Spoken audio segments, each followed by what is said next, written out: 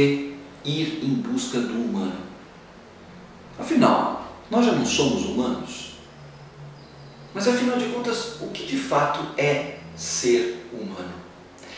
Esse problema é algo que já faz parte da própria história da humanidade.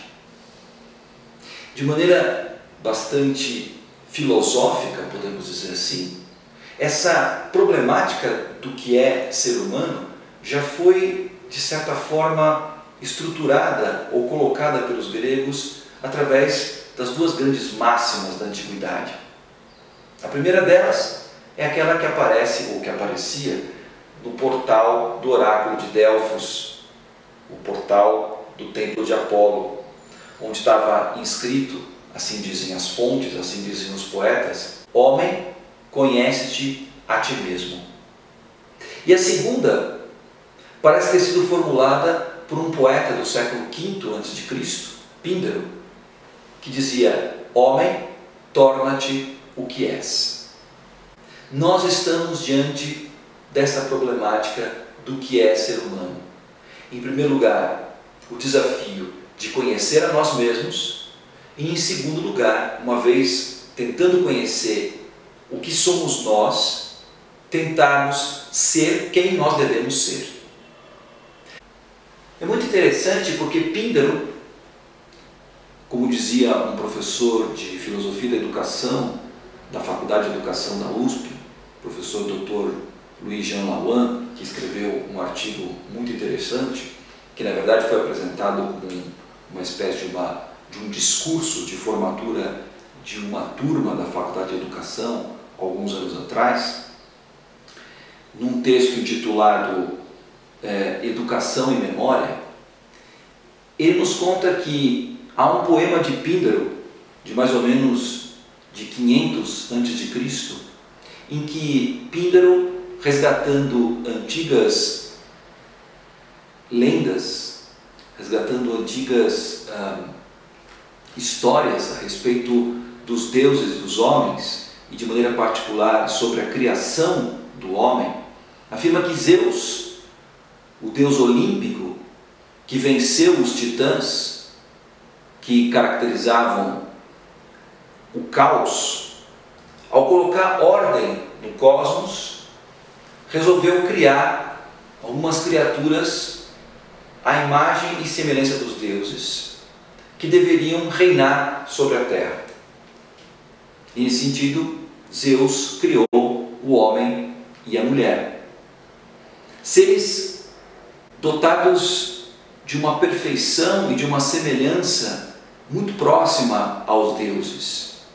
Mas justamente no momento em que ele foi apresentar uma espécie de ápice da sua obra de criação, alguns deuses percebem que havia um defeito, que havia um problema com essa criação e que, de certa forma, distinguia os homens dos deuses, não só pelo fato de que os homens não eram imortais, mas sim mortais, mas um outro problema mais grave, de que os homens eram seres que esqueciam. Não esquecer de coisas triviais, como por exemplo a data do pagamento da conta de luz, né?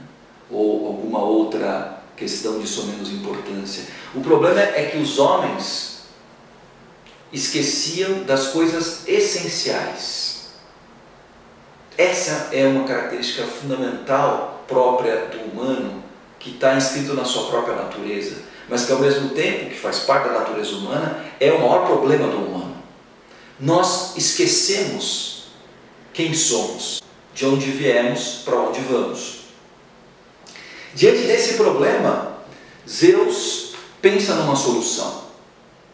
E a solução, obviamente, como Zeus é Deus, vem rapidamente. Ele decide então amar e se deitar com a deusa Mnemosine, que é a deusa da memória. E de Mnemosine nascem 7 filhas, que são as 7 musas, que representam as 7 artes. Ora, o papel das musas é justamente relembrar aos homens aquilo que há de essencial para eles. O papel das musas é lembrar aos homens quem eles são, qual é o destino das suas vidas, o que é o certo, o que é o errado. É a partir dessa história que fica muito claro, efetivamente, a perspectiva ética da memória. Porque a palavra ética vem de ethos. Ethos é ligado à morada, ao princípio essencial dos deuses. Relembrar o ethos é relembrar o lugar de saída e de chegada do homem. Portanto, uma forma da gente reencontrar com o homem, isso os gregos já sabiam desde o século VI a.C. ou até antes, é através das artes, através das musas. A literatura é uma delas.